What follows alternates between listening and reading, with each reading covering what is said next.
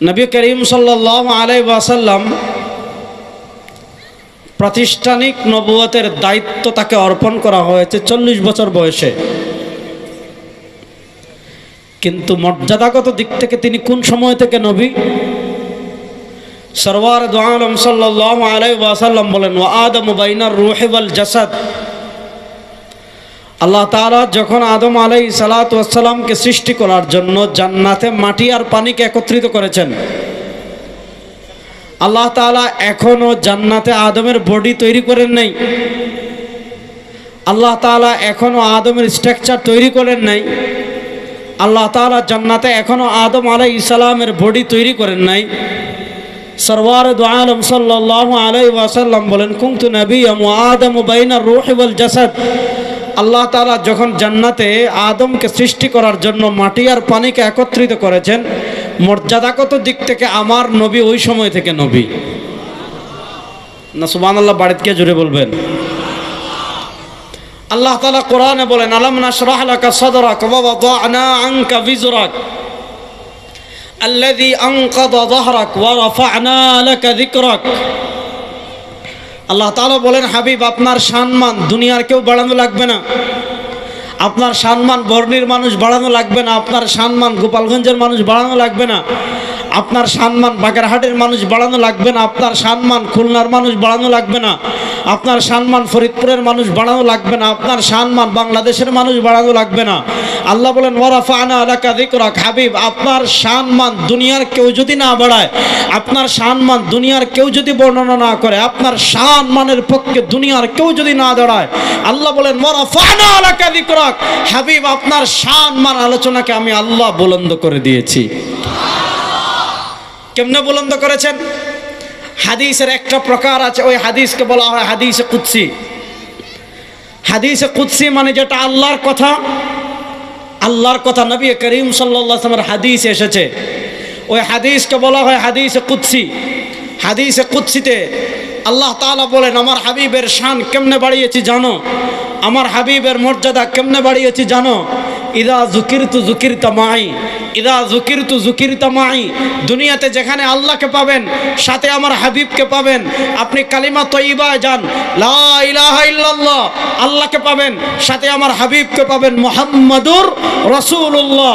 আপনি কালিমা শাহাদায় যান, আশহাদু আল্লা ইলাহা ইল্লাল্লাহ ওয়াহদাহু লা শারীকা লা, আপনি আল্লাহকে পাবেন, সাথে আমার হাবিবকে পাবেন। ওয়া আশহাদু আন্না মুহাম্মাদান আবদুহু ওয়া রাসূলুহু। কেউ যদি জান্নাতের পথে চলতে চায়, কেউ যদি জান্নাতে যেতে চায়, কেউ যদি আল্লাহর প্রিয় হতে চায়, তাকে লা ইলাহা ইল্লাল্লাহ মানতে হবে, তাকে মুহাম্মাদুর রাসূলুল্লাহ মানতে হবে, তাকে আশহাদু আল্লা ইলাহা ইল্লাল্লাহ মানতে হবে, তাকে ওয়া আশহাদু আন্না মুহাম্মাদান আবদুহু ওয়া রাসূলুহু মানতে হবে।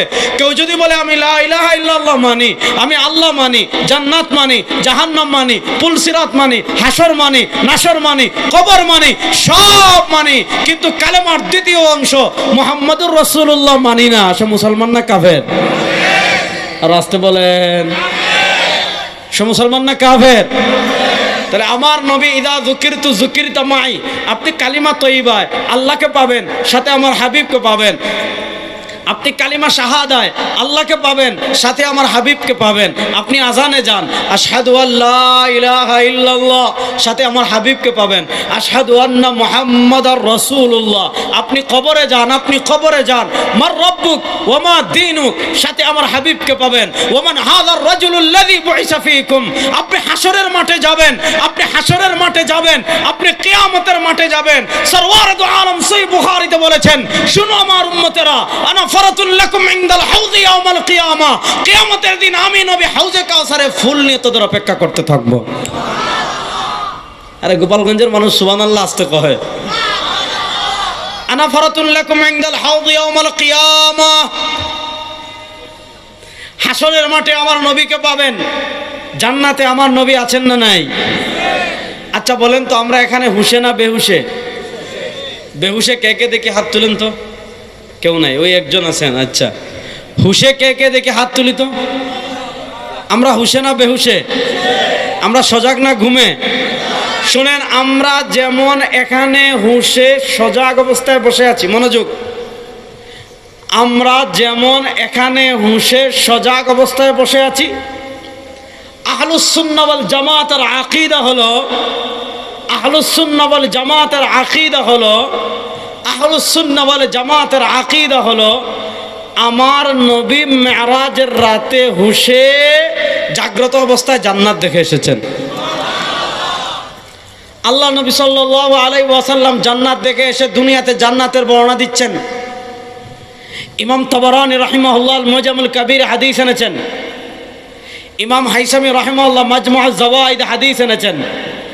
সরওয়ার দু আলম সাল্লাল্লাহু আলাইহি ওয়াসাল্লাম বলেন, সরওয়ার দু আলম সাল্লাল্লাহু আলাইহি ওয়াসাল্লাম বলেন, দাখালতুল জান্নাহ ফারাআইতু ফি আরিদাতাইল জান্নাহ মাকতুবান ফিহি সালাসাতা আসতুর।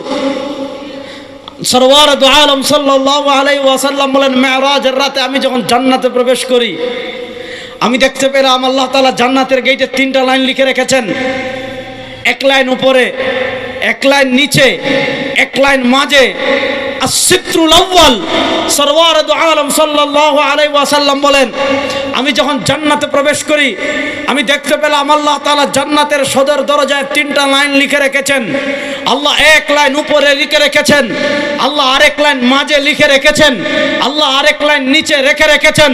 সরওয়ার দু আলম বলেন, আমি দেখলাম আসিত্রুল আউয়াল, আল্লাহ তাআলা জান্নাতের গেটের সবার উপরে লিখে রেখেছেন লা ইলাহা ইল্লাল্লাহু মুহাম্মাদুর।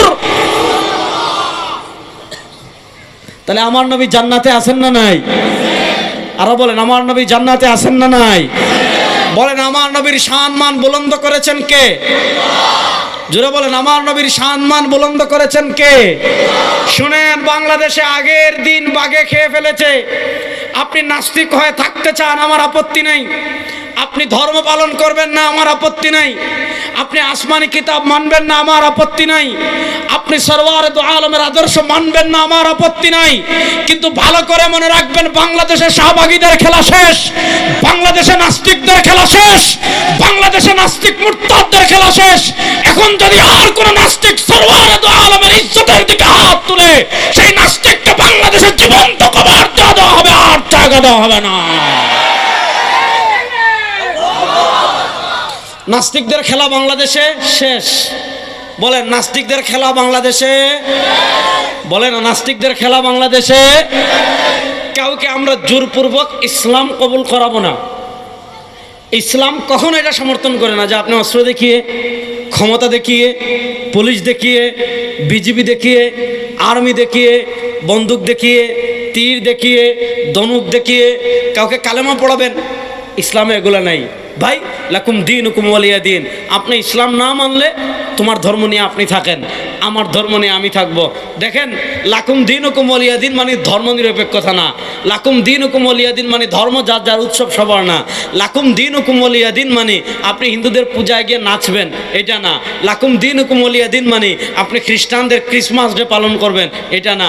লাকুম দীনুকুম ওয়ালিয়া দিন মানে আপনি হিন্দুরা তাদের পূজায় পার্বতে, পূজা পার্বণে মূর্তির নামে প্রাসাদ তৈরি করবে, সেই প্রাসাদ খাবেন, এটার নাম লাকুম দীনুকুম ওয়ালিয়া দিন না। লাকুম দীনুকুম ওয়ালিয়া দিন মানে কি? মনোযোগ। আল্লাহ তাআলা কোরআনে মুসলমান আর কাফেরদের ভিতর পার্থক্যের সীমারেখা বর্ণনা করেছেন। সূরাতুল কাফিরুনে আল্লাহ তাআলা তার হাবিবকে বলেছেন, কুল ইয়া আইয়ুহাল কাফিরুন লা আ'বুদু মা তা'বুদুন। নবী আপনি বলুন, ইয়া আইয়ুহাল কাফিরুন, হে দুনিয়ার তাবত কাফেরের গোষ্ঠী, হে দুনিয়ার তাবত মুশরিকের গোষ্ঠী, লা আ'বুদু মা তা'বুদুন, তোমরা ইবাদত করো লাত মূর্তির, তোমরা ইবাদত করো মানাত মূর্তির, তোমরা ইবাদত করো হুবাল মূর্তির, তোমরা ইবাদত করো উজ্জা মূর্তির, তোমরা ইবাদত করো তারকার, তোমরা ইবাদত করো সূর্যের, তোমরা ইবাদত করো আগুনের, তোমরা ইবাদত করো ভারতের, তোমরা ইবাদত করো আমেরিকার, তোমরা ইবাদত করো মানুষের, তোমরা ইবাদত করো নেতার। লা আ'বুদু, মুসলমান ইবাদত করে একমাত্র কার? আল্লাহ। বলেন আরে, বলেন আরে, মুসলমান ইবাদত করে একমাত্র কার? হাত তুলে বলেন, মুসলমান ইবাদত করে একমাত্র কার? মুসলমান ইবাদত করে একমাত্র কার? লা আ'বুদু মা তা'বুদুন। শোনো, তোমরা যার ইবাদত করো মূর্তির, তারকার, চন্দ্রের, সূর্যের, পাথরের, ফিরের, কবরের, মাজারের, মুসলমান আল্লাহ ছাড়া আর কারো ইবাদত করে। এখন প্রশ্ন হলো, তাহলে কাফেরদেরকে কি আপনি জুড়ে ইসলাম গ্রহণ করাবেন না? আল্লাহ তার নবীকে বলেছেন, ইন্নাকা লা তাহদি মান আহবাবতা ওয়ালাকিন্নাল্লাহ ইয়াহদি মান ইয়াশা। আল্লাহ তার হাবিবকে বলেছেন, ফালা আল্লাকা বাখিউন নাফসাক আলা আথারিহিম ইল্লাম ইউমিনু বিহাদাল হাদিসি আসাফা। হেদায়েতের মালিক কে? বলেন আর হেদায়েতের মালিক কে? বাইরে বাইরে নেতার স্লোগান দিলে তার দূর থেকে শোনা যায়। আল্লাহর রাস্তে বলেন, বলেন হেদায়েতের মালিক কে? আকাশ বাতাস প্রকম্পিত করে বলেন হেদায়েতের মালিক কে? কোনো পীর কখনো হেদায়েতের মালিক হতে পারে? কোনো খাজা বাবা কখনো হেদায়েতের মালিক হতে পারে? কোনো পীর যদি বলে আমি হেদায়েতের মালিক, এটা পীর না শয়তান? যদি বলে এটা পীর না শয়তান? শয়তান। তাহলে বুঝেন, নবী করিম সাল্লাল্লাহু আলাইহি ওয়াসাল্লামের শান মান বুলন্দ করেছেন কে? আল্লাহ। আমার নবীর মর্যাদা কত, আমার নবীর শান কত, আমার নবীর মর্যাদা এত বেশি, এত বেশি, এত বেশি। হাসরের মাঠে ভালো করে বুঝেন, হাসরের মাঠে কোনো নবীর আলাদা কোনো ক্যাম্প থাকবে না, কোনো নবীর আলাদা কোনো এলাকা থাকবে না, কোনো নবীর কোনো সংরক্ষিত এলাকা থাকবে না। শুধুমাত্র সরওয়ার দু আলম তাজদার মদিনা জনাবে মুহাম্মদুর রাসূলুল্লাহ সাল্লাল্লাহু আলাইহি ওয়াসাল্লামকে আল্লাহ তাআলা স্পেশাল এরিয়া দিবেন, যেটার নাম হলো হাউজে কাউসার। পড়েন সুবহানাল্লাহ। দেখেন, আমার সাথে পড়েন, একটা আকীদা শিখাই, তারপরে মূল ওয়াজে আসবো। বলেন আমার নবী, জুড়ে বলেন না, আমার নবী মাসুম। বলেন না সবাই, আমার নবী। এটা আহলুস সুন্নাহ ওয়াল জামাতের স্বীকৃত আকীদা। আহলুস সুন্নাহ ওয়াল জামাতের আকীদার মাযহাব আছে তিনটা। আহলুস সুন্নাহ ওয়াল জামাতের ফিকহের দ্বারা চারটা, হানাফি, মালিকি, হাম্বলি, শাফিঈ। আর আহলুস সুন্নাহ ওয়াল জামাতের আকীদার মাযহাব হলো তিনটা, আশআরী, মাতুরিদি, আসারি। আশআরী, মাতুরিদি, আসারি, এই তিন মাযহাবের আকীদার যত কিতাব আছে সব কিতাব এটা পাবেন। বলেন আমার সাথে, আমার নবী, জুড়ে বলেন না, আমার নবী মাসুম। বলেন আমার নবী মাসুম। মাসুম মানে আমার সাথে বলেন নিষ্পাপ। বলেন না, নিষ্পাপ, নিষ্কলঙ্ক, পুত পবিত্র। সবাই হাত তুলেন, বলেন আমার নবী নবুয়তের দায়িত্ব পালনে কোনো ভুল করেন নাই। জোরে বলেন, কোনো ভুল করেন, কোনো ত্রুটি বিচ্যুতি করেন, এটাকে বলা হয় মাসুম। এটাকে বলা হয় কি? মাসুমের চারটা অনুবাদ করলাম, নিষ্পাপ। পাঁচটা অনুবাদ করলাম, নিষ্পাপ, নিষ্কলঙ্ক, পুত পবিত্র, নবুয়তের দায়িত্ব পালনে তার কোনো ভুল নাই, নবুয়তের দায়িত্ব পালনে তার কোনো ত্রুটি নাই। এই পাঁচটাকে আরবিতে বলে মাসুম। এই পাঁচটাকে আরবিতে বলে কি? মাসুম। তো আমার নবীর কোনো ভুল নেই, আমার নবীর কোনো ত্রুটি নেই, আমার নবী নিষ্কলঙ্ক, আমার নবী নিষ্পাপ, আমার নবী পুত পবিত্র। মক্কার কাফেরেরা সরওয়ার দু আলম সাল্লাল্লাহু আলাইহি ওয়াসাল্লামের ভুল বের করার আর কিছু পায় না।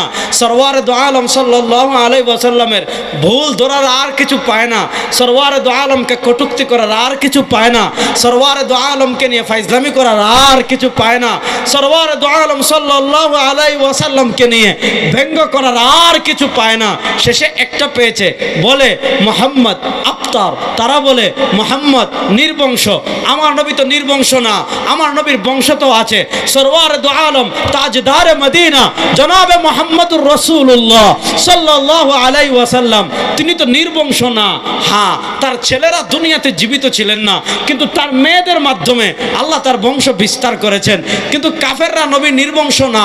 তারপরে যখন সরওয়ার দু আলম দাওয়াতের মিশনে বের হন, কাফেররা টিটকারি মারে আফতার। সরওয়ার দু আলম সাল্লাল্লাহু আলাইহি ওয়াসাল্লাম যখন কাবায় নামাজ পড়েন, কাফেররা টিটকারি মারে আফতার, নির্বংশ। সরওয়ার দু আলম সাল্লাল্লাহু আলাইহি ওয়াসাল্লাম আরবে যখন চষে বেড়ান, আরবে যখন চষে বেড়ান, আরবে যখন চষে বেড়ান, আর মানুষকে যখন লা ইলাহা ইল্লাল্লাহর দাওয়াত দেন, মানুষকে যখন লা ইলাহা ইল্লাল্লাহর দাওয়াত দেন, তখন তারা আর কিছু বলে নবীকে টিটকারি মারতে পারে না। তারা নবীকে বলে আফতার। মুহাম্মদ সাল্লাল্লাহু আলাইহি ওয়াসাল্লাম হলেন নির্বংশ।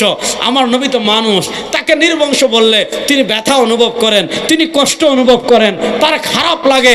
আল্লাহ তাআলা তার হাবিবকে কত মহব্বত করতেন। আল্লাহ তাআলা তার হাবিবকে কত ভালোবাসতেন। কাফেররা যখন বলে মুহাম্মদ সাল্লাল্লাহু আলাইহি ওয়াসাল্লাম আফতার, আমার নবীর মন একটু খারাপ হয়েছে, আল্লাহ বলেন হাবিব মন খারাপ করবেন না, ইন্না আতাইনাকাল কাউসার, জান্নাতের স্পেশাল হাউজে কাউসার আমি আপনার আর আপনার উম্মতের নামে রেজিস্ট্রি করে দিলাম। হাদিসে আসছে ওয়া আদাদু কুবিহি মিসলু আদাদিন নুজুম, ওয়া আদাদু কুবিহি মিসলু আদাদিন নুজুম, ওয়া আদাদু কুবিহি মিসলু আদাদিন নুজুম।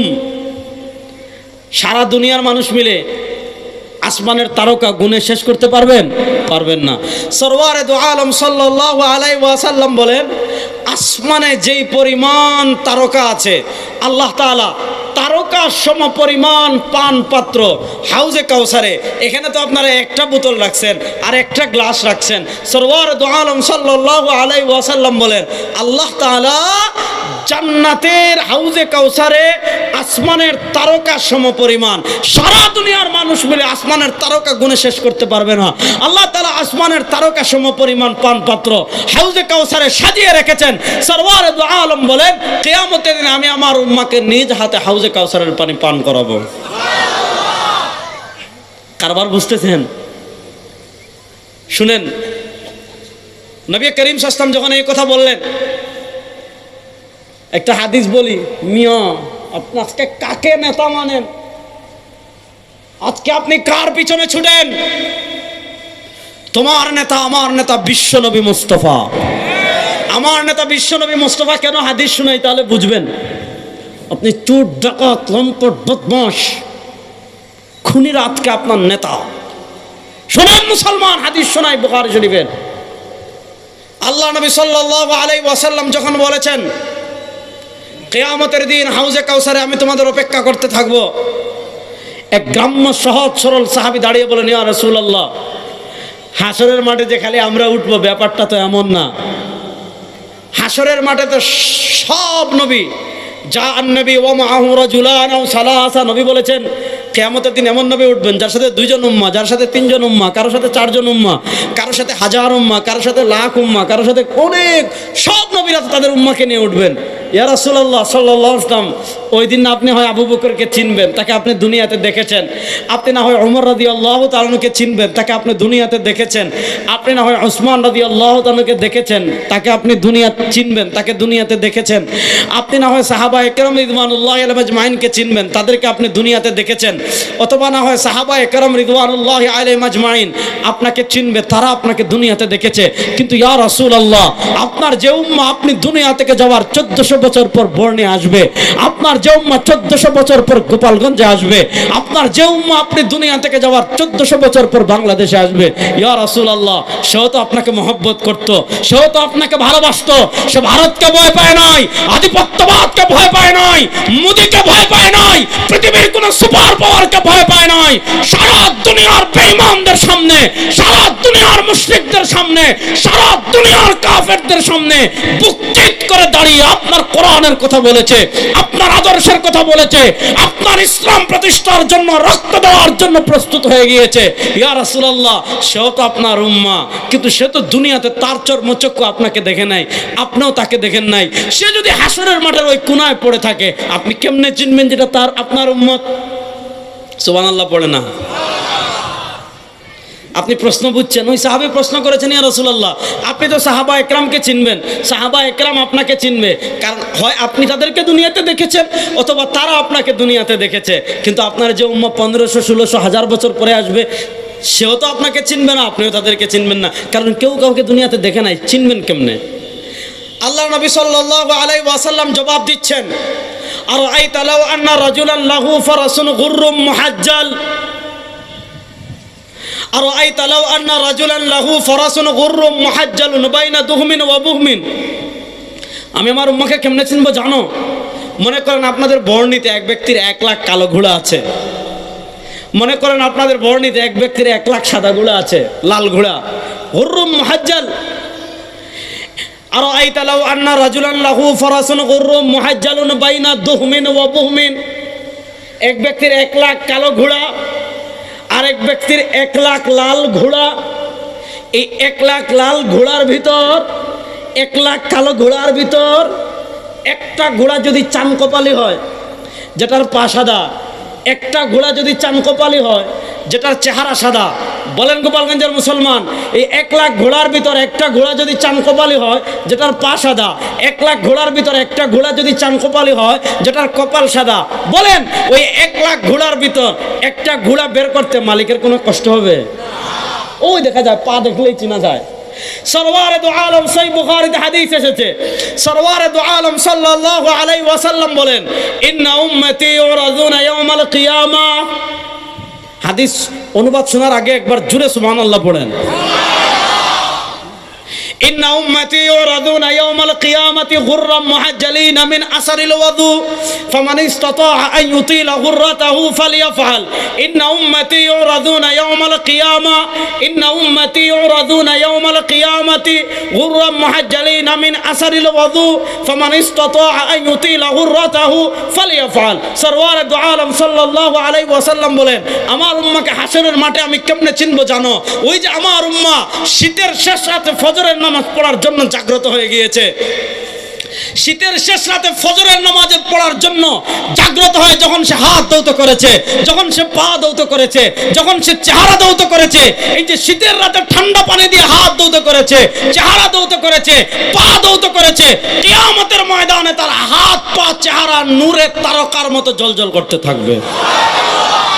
আল্লাহ নবী দেখবেন হাসরের মাঠের ওই কোনায় দেখা যায় একজনের চেহারা জ্বলজ্বল করে, একজনের পা জ্বলজ্বল করে, একজনের মুখ জ্বলজ্বল করে। সরওয়ার দু আলম সাল্লাল্লাহু আলাইহি ওয়াসাল্লাম তখন চিনে ফেলবেন এটা দাউদের উম্মাহ হতে পারে না, এটা সুলাইমানের উম্মাহ হতে পারে না, এটা মূসার উম্মাহ হতে পারে না। সরওয়ার দু আলম চিনে ফেলবেন এটা তার ইয়তীম উম্মত, ডাক দিয়ে এনে নিজ হাতে হাউজে কাউসারের পানি পান করাবেন। আল্লাহ নবীর হাতে হাউজে কাউসারের পানি পান করতে রেডি আছেন তো ইনশাআল্লাহ? সুতরাং দীপ্ত শপথ নেন, আজ থেকে আর কারো আদর্শ মানব না। ভারতবাদ, আমেরিকাবাদ, জাতীয়তাবাদ, গণতন্ত্রবাদ, ধর্মনিরপেক্ষতাবাদ, সব তন্ত্রমন্ত্র দেখা বাংলাদেশে শেষ হয়ে গিয়েছে।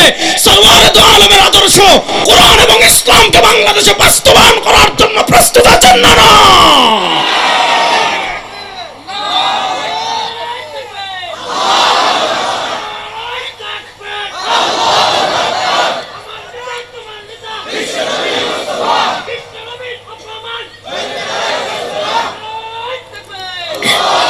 ওই বিশ্ব নবীর অপমান এই স্লোগান বাংলাদেশে আর দিন না। এখন নবীর উপমান, নবীর অপমান করলে ডাইরেক্ট কবর দিয়ে দিব, ডাইরেক্ট জীবন্ত কবর দিয়ে দিব ইনশাআল্লাহ। রেডি আছো তো মুসলমান ইনশাআল্লাহ?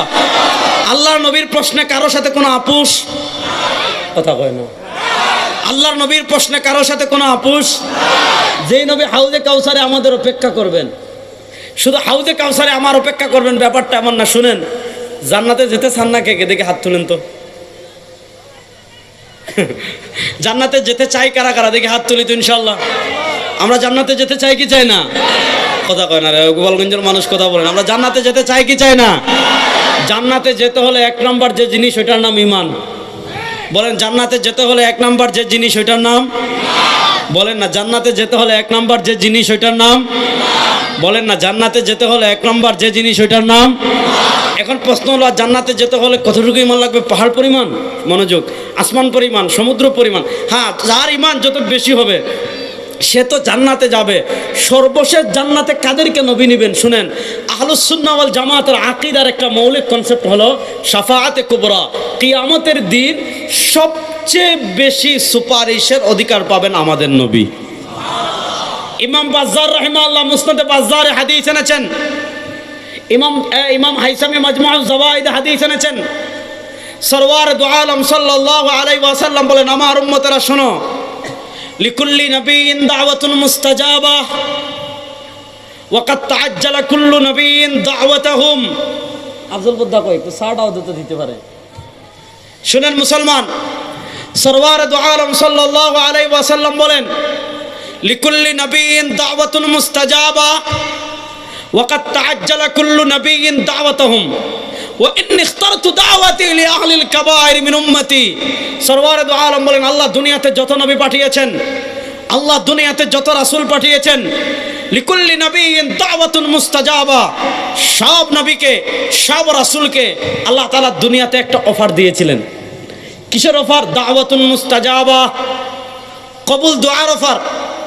আল্লাহ তাআলা সব নবীকে, এটা বন্ধ করে দেন, খুব ভালো হয়েছে।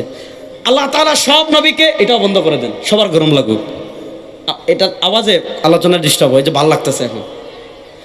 আল্লাহ তাআলা সব নবীকে, আল্লাহ তাআলা সব রাসূলকে দুনিয়াতে একটা অফার করেছেন।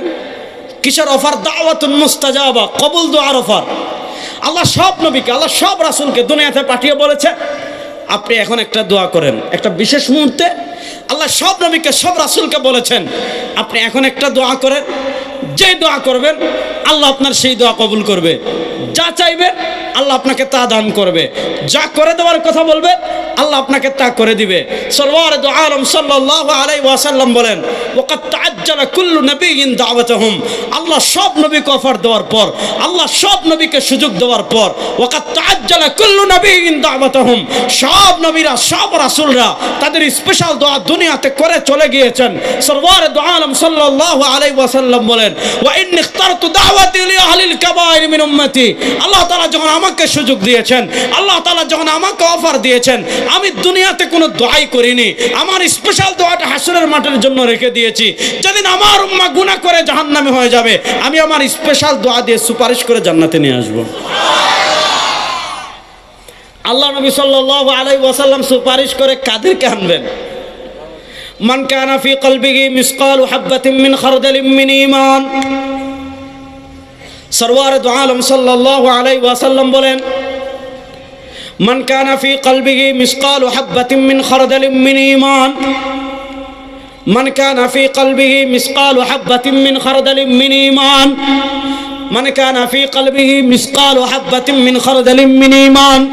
সরওয়ার দু আলম সাল্লাল্লাহু আলাইহি ওয়াসাল্লাম বলেন, আমার কোন ইতিম উম্মত যদি সরিষার দানা পরিমাণ ঈমান নিয়ে কবরে আসে, সরওয়ার দু আলম সাল্লাল্লাহু আলাইহি ওয়াসাল্লাম বলেন, সরিষার ছোট্ট দানা পিঁপড়াও নিয়ে যেতে পারে।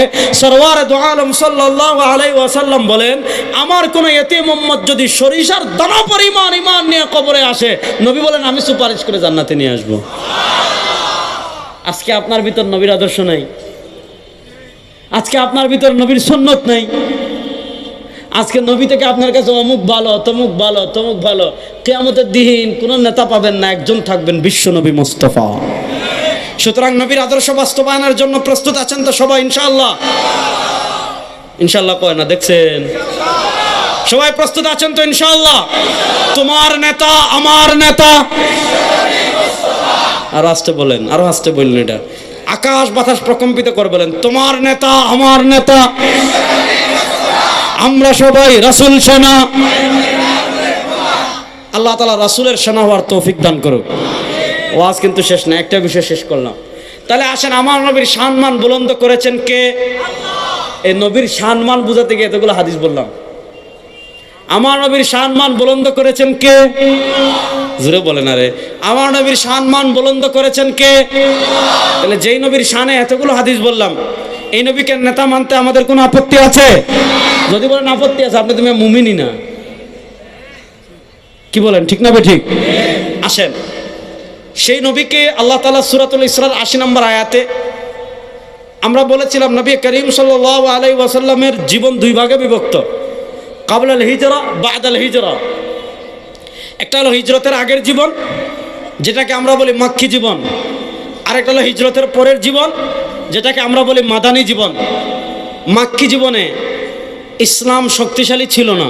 আহা, রাসূল করিম সাল্লাল্লাহু আলাইহি ওয়াসাল্লামের উপর কি পরিমাণ অত্যাচার করেছে। আমার নবীর চেহারা মুবারকে, আমার নবীর শরীর মুবারকে তারা অত্যাচার করার ষড়যন্ত্র করেছে, তাকে মেরে ফেলার ষড়যন্ত্র করেছে। তিনি আমার নবীর চেহারা মুবারক, সুবহানাল্লাহ পড়েন না, সুবহানাল্লাহর আসতে পড়েন। সাহাবী আবু হুরায়রা, সাহাবী আবু সাঈদ খুদরি রাদিয়াল্লাহু আনহু বর্ণনা করেন, খারাজতু লাইলাতাম মুকমিরা, একবার আকাশের পূর্ণিমার চাঁদের রাতে আমি নবী করিম সাল্লাল্লাহু আলাইহি ওয়াসাল্লামের সাথে বের হলাম। একবার পূর্ণিমার চাঁদের রাতে আমি নবী করিম সাল্লাল্লাহু আলাইহি ওয়াসাল্লামের সাথে বের হলাম। সাহাবী বলেন, ফারাআইতু মাররাতান ইলাল কামারি ওয়া মাররাতান ইলা ওয়াজহি রাসূলিল্লাহি সাল্লাল্লাহু আলাইহি ওয়াসাল্লাম ফারাইতু মাররাতান ইলাল কমর ওয়া মাররাতান ইলা ওয়াজহি রাসূলিল্লাহ সাল্লাল্লাহু আলাইহি ওয়াসাল্লাম। সাহাবী বলেন, আমি একবার আকাশের চাঁদের দিকে তাকাই আর আরেকবার সরওয়ারে দু আলম সাল্লাল্লাহু আলাইহি ওয়াসাল্লামের চেহারার দিকে তাকাই। আমি একবার আকাশের চাঁদের দিকে তাকাই, আরেকবার সরওয়ারে দু আলম সাল্লাল্লাহু আলাইহি ওয়াসাল্লামের চেহারার দিকে তাকাই। ওই সাহাবী বলেন, আমি আল্লাহর জাতের কসম করে বলি, আমার নবীর চেহারা মুবারক আকাশের পূর্ণিমার চাঁদের চেয়েও বেশি সুন্দর। হযরত আসমা বিনতে আবু বকর রাদিয়াল্লাহু তাআলা আনহা, আমরা ঘামে যেন দুর্গন্ধ না হয় এজন্য আমরা কি করি? আতর ব্যবহার করি। ঘামে যেন দুর্গন্ধ ব্যবহার না হয় আমরা আতর ব্যবহার করি। অনেকে আছে পারফিউম ব্যবহার করি, অনেকে অনেক কিছু ব্যবহার করি। কেন? আমরা যাতে ঘামে মানুষের কষ্ট না হয়। আমার নবী ঘামতেন, আর আমার নবীর ঘাম মুবারক কেমন ছিল জানেন? হযরত আসমা বিনতে আবু বকর রাদিয়াল্লাহু তাআলা আনহা বলেন, নবী করিম সাল্লাল্লাহু আলাইহি ওয়াসাল্লাম একবার ঘামলেন, আমি একটা শিশিতে নবী করিম সাল্লাল্লাহু আলাইহি ওয়াসাল্লামের ঘাম মুবারক সংরক্ষণ করে রাখলাম। হযরত আসমা বিনতে আবু বকর রাদিয়াল্লাহু তাআলা আনহা বলেন, আমি যখন আরবের বড় কোনো পার্টি হতো, আমরা যখন বিয়েতে যাই, আমরা যখন ঈদগাহে যাই, আমরা যখন জুমার নামাজে যাই, আমরা যখন বাজারে যাই, আমরা যখন ওয়াজ মাহফিলে আসি, স্বাভাবিক আতর থাকলে আতর লাগাই, পারফিউম থাকলে পারফিউম লাগাই। হযরত আসমা বিনতে আবু বকর রাদিয়াল্লাহু তাআলা আনহুমা বলেন, আমি যখন কোনো পার্টিতে যেতাম, কোনো বিবাহে যেতাম, কোনো উৎসবে যেতাম, ওই আমার কাছে যে শিশি মুবারকে সরওয়ারে দু আলম সাল্লাল্লাহু আলাইহি ওয়াসাল্লামের ঘাম মুবারক ছিল, ওই শিশি মুবারক থেকে একটা ঘাম মুবারক আমার জামায় লাগিয়ে ফেলতাম। আসমা বিনতে আবু বকর রাদিয়াল্লাহু তাআলা বলেন, আমার নবীর ঘাম মুবারক মিষ্টি আম্বরের চেয়ে বেশি সুগন্ধ। সেই নবীর উপর কি পরিমাণ জুলুম করেছে, অত্যাচার করেছে, এগুলো আপনারা কম বেশি সবাই জানেন। আল্লাহ নবী সাল্লাল্লাহু আলাইহি ওয়াসাল্লামের দুইটা ছায়া ছিলেন। এক ছায়া তার চাচা আবু তালেব, তিনি নেতার ভাতিজা, তাকে অত্যাচার করতে হলে নেতা বিগড়ে যাবে। আর তার ঘরের ছায়া ছিলেন সারাদিন ক্লান্ত হয়ে সারাদিন দাওয়াতের কাজ করে সরওয়ারে দু আলম সাল্লাল্লাহু যখন ঘরে ফিরে আসতেন, তার ঘরের ছায়া ছিলেন আম্মাজান খাদিজাতুল কুবরা রাদিয়াল্লাহু তাআলা আনহা। ভালো করে বর্ণনা বুঝেন। নবী করিম সাল্লাল্লাহু আলাইহি ওয়াসাল্লামের হিজরতের আগে দেখা গেল আম্মাজান খাদিজাতুল কুবরা রাদিয়াল্লাহু তাআলা ইন্তেকাল করলেন। এরপর দেখা গেল আপনার চাচা আবু তালেব ইন্তেকাল করলেন। কাফেরদের অত্যাচারের মাত্রা বেড়ে গিয়েছিল। এতদিন তো অত্যাচার করেছে, অত্যাচারের মাত্রা বেড়ে গিয়েছিল। শুনেন মুসলমান, আকীদা রাখবেন, ঈমান রাখবেন। ক্ষমতা দিয়ে, অস্ত্র দিয়ে, সৈন্য দিয়ে আবু জেহেল পারে নাই, ইহুদিরা পারে নাই, কায়সার পারে নাই, কিসরা পারে নাই, বাইজেন্টাইন পারে নাই, তাতাররা পারে নাই, ক্রুসেডাররা পারে নাই। অস্ত্র দিয়ে, ক্ষমতা দিয়ে পৃথিবীর কোনো পরাশক্তি ইসলামকে থামাতে পারে নাই। যারা ইসলামকে অস্ত্র দিয়ে, ক্ষমতা দিয়ে থামাতে চাইবে, তারা ধ্বংস হয়ে যাবে। ইসলাম ছিল, আছে, থাকবে ইনশাআল্লাহ। ইসলামের কিছুই করতে পারবে না কেউ, ইনশাআল্লাহ বলেন। আল্লাহ নবী সাল্লাল্লাহু আলাইহি ওয়াসাল্লাম দারুন নদওয়ায় বৈঠক করে কাফেররা যখন তাকে চূড়ান্তভাবে হত্যা করার সংকল্প করলো, আজকে রাত্রে সরওয়ারে দু আলম সাল্লাল্লাহু আলাইহি ওয়াসাল্লামকে দুনিয়া থেকে বিদায় করে দিবে, এই সিদ্ধান্ত যেদিন নিল, আল্লাহ তাআলা সরওয়ারে দু আলম সাল্লাল্লাহু আলাইহি ওয়াসাল্লামকে মদিনা হিজরত করার নির্দেশ দিলেন। মনোযোগ। নবী করিম সাল্লাল্লাহু আলাইহি ওয়াসাল্লাম মক্কা থেকে হিজরত করে যখন মদিনায় যাচ্ছেন, আল্লাহ নবী সাল্লাল্লাহু আলাইহি ওয়াসাল্লাম যখন ঘর থেকে বের হলেন, তখন আল্লাহর কাছে কি দোয়া করেছিলেন? তখন তিনি আল্লাহর কাছে যে দোয়াটা করেছিলেন, ওই দোয়াটাই আজকে আমি তিলাওয়াত করেছি। কি দোয়া করেছেন? রব্বি আদখিলনি মুদখালা সিদক ওয়া আখরিজনি মুখরাজা সিদক ওয়াজআলনি মিন লাদুনকা সুলতানান নাসীরা। রব্বি আদখিলনি মুদখালা সিদক। আল্লাহ, আয় আমার রব, রব্বি, আয় আমার রব, আদখিলনি মুদখালা সিদকিন, আমাকে মদিনায় প্রবেশ করান, মুদখালা সিদক ফিল মদিনা, আমাকে মদিনায় প্রবেশ করান নিরাপদে এবং কল্যাণের সাথে। ও আখরিজনি মুখরাজা সিদক, আমাকে মক্কা থেকে বের করেন নিরাপদে এবং কল্যাণের সাথে। মনোযোগ। আল্লাহ নবী সাল্লাল্লাহু আলাইহি ওয়াসাল্লাম দোয়া করেছেন, আল্লাহ আমাকে মদিনায় প্রবেশ করান কল্যাণের সাথে এবং নিরাপদে। ও আখরিজনি মুখরাজা সিদক, আর আমাকে মক্কা থেকে বের করান নিরাপদে এবং কল্যাণের সাথে। এই দুই দোয়া করার সাথে সাথে সরওয়ার দু আলম সাল্লাল্লাহু আলাইহি ওয়াসাল্লাম আল্লাহর কাছে আরেকটা দোয়া করেছেন। সেই আরেকটা দোয়া কি? ওয়াজআলনি মিন লাদুনকা সুলতানান নাসীরা, ওয়াজআলনি মিন লাদুনকা সুলতানান নাসীরা, ওয়াজআলনি মিন লাদুনকা সুলতানান নাসীরা। আল্লাহ আমার জন্য আপনার পক্ষ থেকে দান করেন, ওয়াজআলনি বানান আমার জন্য, মিন লাদুনকা আপনার পক্ষ থেকে, সুলতানান নাসীরা সাহায্যকারী ভূখণ্ড। যুবকরা ভালো করে বুঝবেন, মুরব্বীরা বুঝবেন। আল্লাহ নবী সাল্লাল্লাহু আলাইহি ওয়াসাল্লাম যখন মক্কা থেকে মদিনায় যাচ্ছেন, মদিনা প্রবেশ করার আগে, এখনো মক্কা থেকে বেরই হননি, তখন তিনি দোয়া করেছেন ওয়াজআলনি মিন লাদুনকা সুলতানান নাসীরা, আল্লাহ আমার জন্য একটা সাহায্যকারী ভূখণ্ড দান করেন। প্রশ্ন হলো, আল্লাহ নবী সাল্লাল্লাহু আলাইহি ওয়াসাল্লাম ভূখণ্ডের দোয়া কেন করলেন? আল্লাহ নবী সাল্লাল্লাহু আলাইহি ওয়াসাল্লাম রাষ্ট্রের দোয়া কেন করলেন? আল্লাহ নবী সাল্লাল্লাহু আলাইহি ওয়াসাল্লাম ভূখণ্ডের দোয়া কেন করলেন? হযরত কাতাদা রাহিমাহুল্লাহ তার বক্তব্য, ইমাম ইমাদুদ্দিন ইবনে কাসির রাহিমাহুল্লাহ, ইমাম ইমাদুদ্দিন ইবনে কাসির রাহিমাহুল্লাহ তাফসির ইবনে কাসির এনেছেন। হযরত কাতাদা রাহিমাহুল্লাহ বর্ণনা করেন, নবী করিম সাল্লাল্লাহু আলাইহি ওয়াসাল্লাম মক্কা থেকে মদিনা হিজরতের সময় ভূখণ্ডের দোয়া করেছেন। কেন নবী করিম সাল্লাল্লাহু আলাইহি ওয়াসাল্লাম ভূখণ্ডের দোয়া কেন করেছেন? তাফসির ইবনে কাসিরে আল্লামা ইমাদুদ্দিন ইবনে কাসির রাহিমাহুল্লাহ কাতাদার বক্তব্য এনেছেন। নবী করিম সাল্লাল্লাহু আলাইহি ওয়াসাল্লাম মক্কায় 13 বছর পার করেছেন।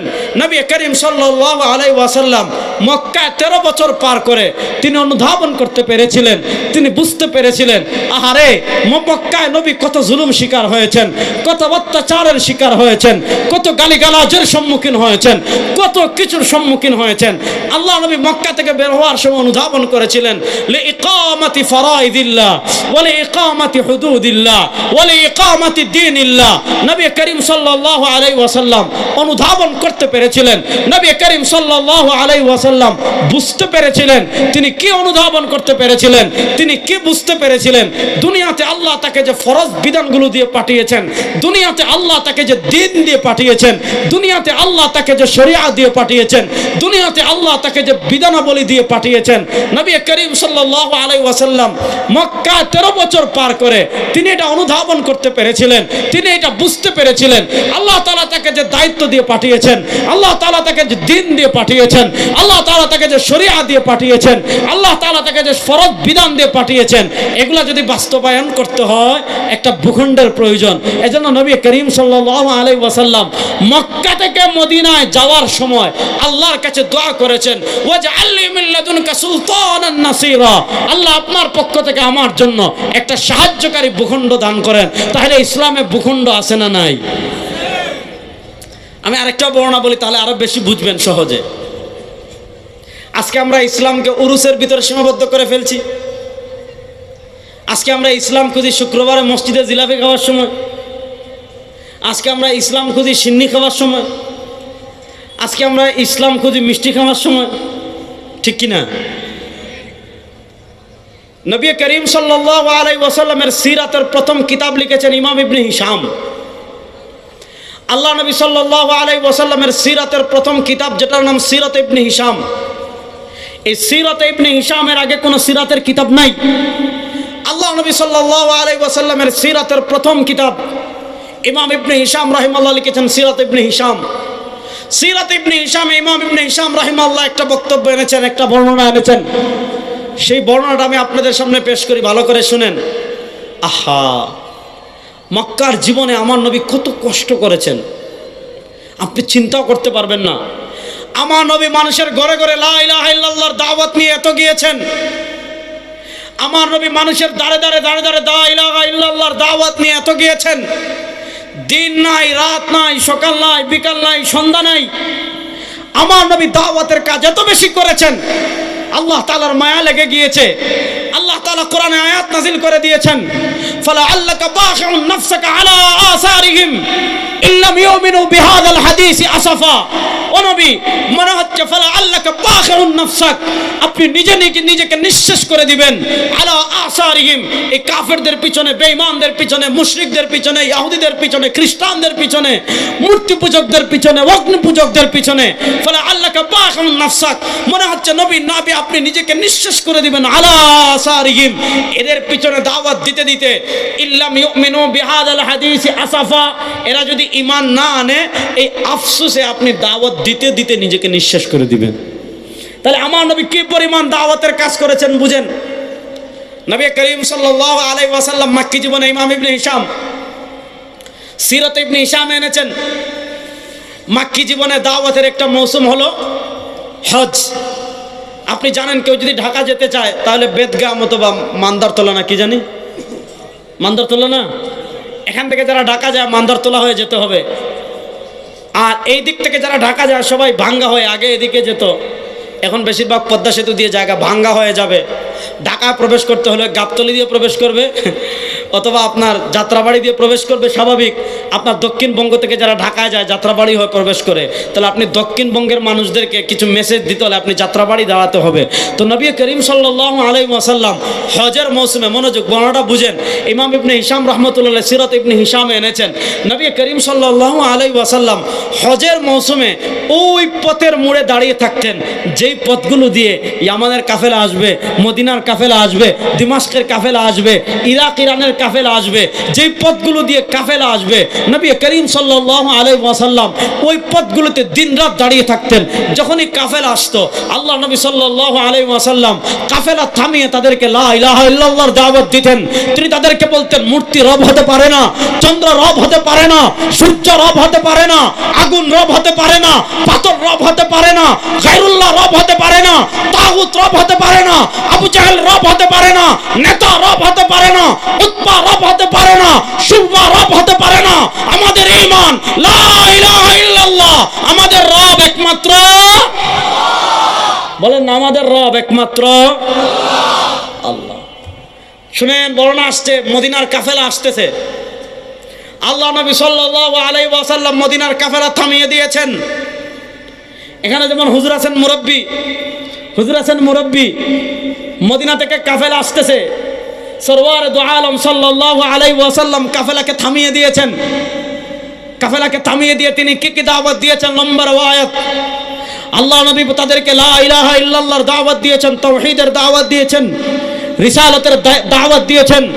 সরওয়ার দু আলম সাল্লাল্লাহু আলাইহি ওয়াসাল্লাম যখন মদিনার কাফেলাকে তাওহীদের দাওয়াত দিয়েছেন, মদিনার কাফেলাকে যখন রিসালাতের দাওয়াত দিয়েছেন, ওই মদিনার কাফেলার মুরব্বি যে ছিল তিনি তখন দাঁড়িয়ে গিয়ে বলেছেন, ওয়াল্লাহি লাউ কাবিলতু হাদাল ফাতা মিন কুরাইশ, ওয়াল্লাহি লাউ কাবিলতু হাদাল ফাতা মিন কুরাইশ, ওয়াল্লাহি লাউ কাবিলতু হাদাল ফাতা মিন কুরাইশ লা আকালতুল আরব।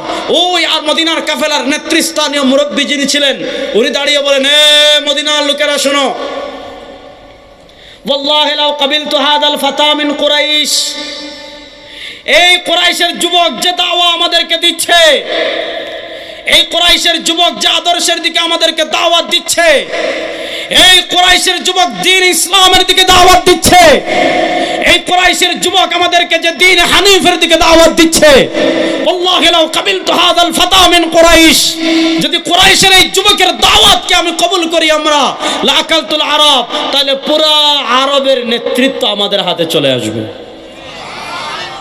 আপনি আজকে ইসলাম শুধু উরুসে খুঁজেন, আজকে আপনি ইসলাম শুধু জিলাপিতে খুঁজেন, আজকে আপনি ইসলাম শুধু সিন্নিতে খুঁজেন, আজকে আপনি ইসলাম শুধু মোমবাতিতে খুঁজেন, আজকে ইসলাম শুধু আপনি বাবার উরুসে খুঁজেন। ও মুসলমান, ইসলাম শুধু শুধু মোমবাতি, উরুস আর জিলাপির নাম হতো, আমার নবী ওহুদে তার দান শহীদ করতেন না। এবার একটা হাদিস শুনেন, সময় কমে আসছে। ইমাম আহমদ ইবনে হাম্বল, যুবকদেরকে এই হাদিসটা বলছি, ভালো করে শুনেন। আজকে সেকুলারিজম আমাদের মাথায় চাপিয়ে দেওয়া হয়েছে, আজকে ধর্ম নিরপেক্ষতা আমাদের ঘাড়ে চাপিয়ে দেওয়া হয়েছে, আজকে ন্যাশনালিজম, জাতীয়তাবাদ আমাদের গালে চাপিয়ে দেওয়া হয়েছে, আজকে সোশ্যালিজম, সমাজতন্ত্র আমাদের গালে চাপিয়ে দেওয়া হয়েছে, আজকে ডেমোক্রেসি, গণতন্ত্র আমাদের গালে চাপিয়ে দেওয়া হয়েছে। আমরা যারা লা ইলাহা ইল্লাল্লাহ বিশ্বাস করি, আমরা কোনো তন্ত্র মন্ত্র মানি না, আমাদের কাছে তন্ত্র একটা, আমাদের কাছে মন্ত্র একটা, সেটার নাম ইসলাম। বলেন আমাদের কাছে তন্ত্র একটা, মন্ত্র একটা, সেটার নাম। আমি যুবকদের আওয়াজ পাচ্ছি না। আমাদের কাছে তন্ত্র একটা, মন্ত্র একটা, সেটার নাম। আমি যুবকদের আওয়াজ আকাশ বাতাস প্রকম্পিত করে বলেন আমাদের কাছে তন্ত্র একটা, মন্ত্র একটা, সেটার নাম। ইমাম আহমদ ইবনে হাম্বল মুসনাদে আহমদে হাদিস এনেছেন 22,260 নম্বর হাদিস। শেখ সোহাইব আরনাউত রাহিমাহুল্লাহ হাদিসকে সহিহ বলেছেন। এখানে বিশাল প্যান্ডেল, আজকে হয়তো অর্ধেক পড়ছে, আগামীকাল হয়তো পূর্ণ পড়বে ইনশাআল্লাহ। দেখেন এখানে 1 line, 2 line, 3 line, 4 line, 5 line, 6 line খুঁটি আছে। আপনি যদি একটা খুঁটি ভেঙে ফেলেন প্যান্ডেলের কিচ্ছু হবে না, একটু দুর্বল হবে। আরেকটা ভাঙবেন তেমন কিছু হবে না, আরেকটু দুর্বল হবে। 3টা ভাঙবেন একটু কাত হয়ে যাবে, 4টা ভাঙবেন ওই পাশ দপাস করে পড়ে যাবে। এখানের প্রত্যেকটা একটা খুললে হয়তো তেমন ক্ষতি হবে না, কিন্তু প্রত্যেকটা পিলারের উপরই প্যান্ডেল দাঁড়িয়ে আছে। তো এখানে যেমন প্যান্ডেল অনেকগুলো পিলারের উপর দাঁড়িয়ে আছে, অনেকগুলো স্তম্ভের উপর দাঁড়িয়ে আছে। এখানে সোফা সেট, তার 2টা হাতল আছে, 2টা পায়া আছে, এটা 2টা পায়ার উপর দাঁড়িয়ে আছে। ইসলামের স্তম্ভ আছে না নাই? নবী করিম সাল্লাল্লাহু আলাইহি ওয়াসাল্লাম বলেন লাতুনকাদান্না উরাল ইসলাম উরওয়াতান উরওয়া। হাদিসটা ভালো করে শুনেন যুবকরা। লাতুনকাদান্না উরাল ইসলাম উরওয়াতান উরওয়া ইদান তাকাযাত মিনহা উরওয়া তাশাব্বাসান নাস বিল্লাতি তালিহা আউয়ালুহুম নাকদান আল হুক ওয়া আখিরুহুম নাকদান আস-সালাহ। আল্লাহ নবী বলেন এই উম্মার উপর এমন একটা সময় আসবে, এই উম্মার উপর এমন একটা কাল আসবে, এই উম্মার উপর এমন একটা যুগ আসবে লাতুনকাদান্না উরাল ইসলাম উরওয়াতান উরওয়া। একটা একটা একটা একটা একটা করে ইসলামের স্তম্ভ ভেঙে ফেলা হবে, একটা একটা একটা একটা করে ইসলামের হাতল ভেঙে ফেলা হবে, একটা একটা একটা করে ইসলামের খুঁটি ভেঙে ফেলা হবে। ইদান তাকাযাত মিনহা উরওয়া, যখন একটা স্তম্ভ ভাঙবে, একটা হাতল ভাঙবে, তাশাব্বাসান নাস বিল্লাতি তালিহা, মানুষের পরেরটা ধরবে, আরেকটা ভাঙবে মানুষ তার পরেরটা ধরবে, আরেকটা ভাঙবে মানুষ তার পরেরটা ধরবে। আউয়ালুহুম নাকদান আল হুকুম, সর্বপ্রথম যে হাতলটা ভাঙবে এটা হলো ভূখণ্ড, সর্বপ্রথম যে হাতলটা ভাঙবে এটা হলো রাষ্ট্রের বিচার ব্যবস্থা থেকে ইসলামকে বিদায় করবে, ভূখণ্ড থেকে ইসলামকে বিদায় করবে। ওয়া আখিরুহুম নাকদান আস-সালাহ, আর সর্বশেষ যে হাতল ভাঙবে, সর্বশেষ যে স্তম্ভ ভাঙবে সেটা হলো নামাজ। আজকে 1924 সাল পর থেকে 2024 এই 100 বছর পৃথিবীতে মুসলমানদের সর্বশেষ যে আস্থা ছিল উসমানী খেলাফত, খেলাফতকে বিভক্ত করে, খেলাফতকে বিলুপ্ত করে মুসলমানদের রাষ্ট্রের দিন ভেঙে দিয়েছে, রাষ্ট্রের হাতল ভেঙে। কোথাও তারা ধর্মনিরপেক্ষতা দিয়েছে, কোথাও তারা সেকুলারিজম দিয়েছে, কোথাও তারা ডেমোক্রেসি দিয়েছে, কোথাও তারা সোশ্যালিজম দিয়েছে, কোথাও তারা ন্যাশনালিজম দিয়েছে। শুনেন মুসলমান, আমি স্পষ্ট ভাষায় সব জায়গায় বলি, গত 100 বছর সারা দুনিয়ায় মুসলমানরা মার খেয়েছে, আর এই 100 বছর মুসলমান মার দিবে ইনশাআল্লাহ বলেন, আর আস্তে ইনশাআল্লাহ বলেন। গত 100 বছর পৃথিবীর প্রান্তে প্রান্তে মুসলমান পরাজিত হয়েছে, আর এই 100 বছর পৃথিবীর প্রান্তে প্রান্তে মুসলমান জিতবে ইনশাআল্লাহ কয় না? শোনেন মুসলমান, পৃথিবীর প্রান্তে প্রান্তে বিজয় শুরু হয়েছে। আফগানিস্তানে বিজয় হয়েছে, সিরিয়ায় বিজয় হয়েছে, আফ্রিকা বিজয় হবে, ফিলিস্তিনও বিজয় হবে ইনশাআল্লাহ। ইনশাআল্লাহ কয় না? ইসরায়েল বলেছিল 4 দিনে খেলা শেষ, বলে নাই? 1 বছর 4 মাস তুফান আল আকসা হয়েছে। শুনেন মুসলমান, সময় বেশি দিন বাকি নাই। আমি আমার ঈমান দীপ্ত যুবকদেরকে মেসেজ দিয়ে যাচ্ছি, আমি আমার ঈমান দীপ্ত যুবকদেরকে প্রস্তুত করে যাচ্ছি। পৃথিবীতে সময় বেশি দিন বাকি নয়, ইনশাআল্লাহ আমাদের বিজয়ের সময় নিকটবর্তী। ফিলিস্তিনে আমার যত ফুটা মুসলমানের রক্ত ঝরেছে, ফিলিস্তিনে আমার যত মুসলমানের রক্ত ঝরেছে, যত শিশুর রক্ত ঝরেছে, যত নারীর রক্ত ঝরেছে, আমার যত ভাইয়ের রক্ত ঝরেছে, আমার যত বোনের রক্ত ঝরেছে, ওই ইসরায়েলি কুত্তাদের বুকে আঘাত করে প্রত্যেক ফুটা রক্তের বদলা নেওয়া হবে ইনশাআল্লাহ।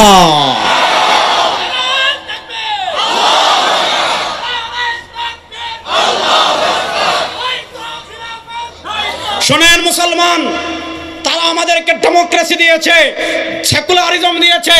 আমরা সেকুলারিজম দেখেছি, ডেমোক্রেসি দেখেছি, নানা তন্ত্রমন্ত্র দেখেছি, নানা ইজম দেখেছি। কোন ইজম চুরি বন্ধ করতে পারে নাই, খুন বন্ধ করতে পারে নাই, ডাকাতি বন্ধ করতে পারে নাই, চাঁদাবাজি বন্ধ করতে পারে নাই, টেন্ডারবাজি বন্ধ করতে পারে নাই। সব তন্ত্রমন্ত্রের খেলা বাংলাদেশে শেষ হয়ে গিয়েছে। এবার কোরআনের বাংলাদেশ, ইসলামের বাংলাদেশ গড়ার জন্য প্রস্তুত আছেন না?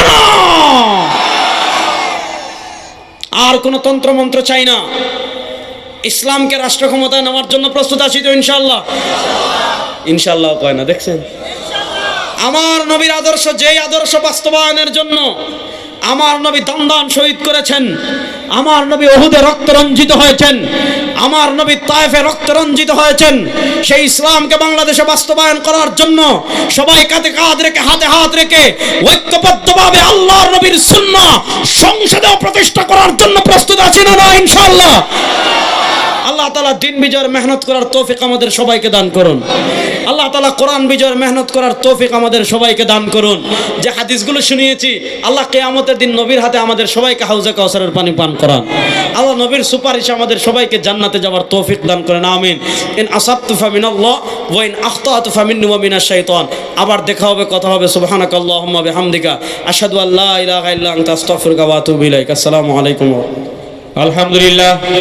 সম্মানিত হাজিরিন, আমাদেরকে বাস্তব জীবনে এই যে আমাদের মাঝার পূজারি থেকে শুরু করে ফিলিস্তিনি বিষয়ে মুসলমানদের এই বিজয় সম্পর্কে গুরুত্বপূর্ণ নসিহত পেশ করলেন সময়ের আলোচিত বক্তা মুফতি রেজাউল করিম আবরার হাফিজাহুল্লাহ। অত্যন্ত চমৎকার কোরআন এবং হাদিস দিয়ে আমাদেরকে নসিহত পেশ করলেন। সম্মানিত হাজিরিন, বাদ ঈশা গুরুত্বপূর্ণ নসিহত পেশ করবেন আরেকজন উজ্জ্বল নক্ষত্র, আপনাদের সকলের সুপরিচিত বক্তা মুফতি সাঈদ আহমদ কলরব। মুফতি সাঈদ আহমদ কলরব তিনি ইনশাআল্লাহ বাদ ঈশা গুরুত্বপূর্ণ নসিহত পেশ করবেন। এবং এলাকার সর্বশ্রেণী ব্যক্তিদেরকে আমি অনুরোধ করছি, আপনারা জেনে অত্যন্ত খুশি হবেন, আমার আপনার নবী মুহাম্মদুর রাসূলুল্লাহ সাল্লাল্লাহু আলাইহি ওয়াসাল্লামের